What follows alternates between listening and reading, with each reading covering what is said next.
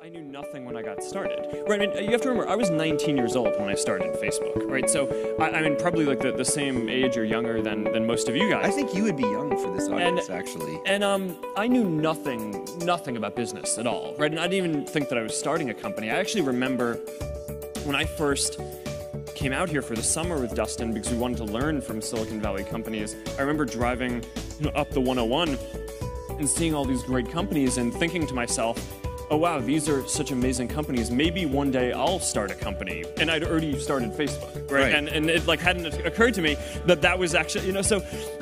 How did you learn? How did you learn well, just to from a lot of the people around me. But there's so many mistakes that just come from not. I mean, like I really knew so little at the time. I spent a bunch of time analyzing and reflecting on why it was that we were even able to do it, because all reasons suggest that we shouldn't have been able to do it, right? Because all these other companies had way more engineering power and servers and time and money and all this stuff. And I actually think that this is a pretty instructive thing for anything that you want to go do, because this is the same property is going to be true for anything that you guys start, is that someone else is going to have more resources and be able to do it. The reason why I think we actually ended up being the ones doing it is because we just cared way more about it than everyone else.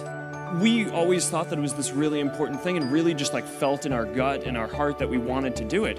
And, early on there were always these skeptics saying that, oh, this can't be a business. We didn't actually care that much about it being a business early on.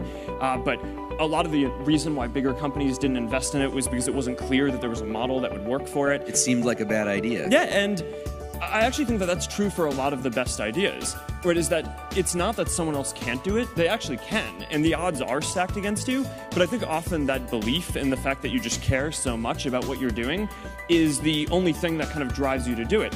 And, to be honest, that kind of drives me to this day. I mean, one of the big emphasis points for the company right now is internet.org, and, for a while we had this rallying cry of, can we connect 1 billion people?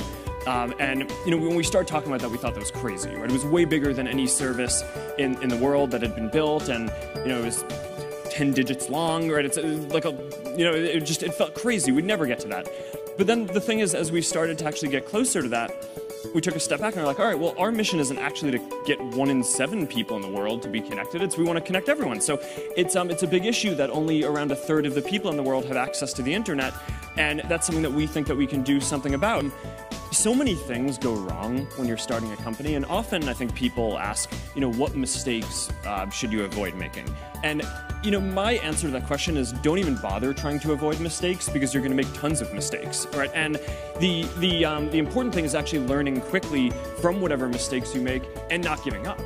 Right, and I mean, there are things every single year of Facebook's existence that could have killed us or made it so that it just seemed like moving forward and making a lot of progress just seemed intractable. But you just kind of bounce back and you learn, and nothing is impossible. You just have to kind of keep running through the walls.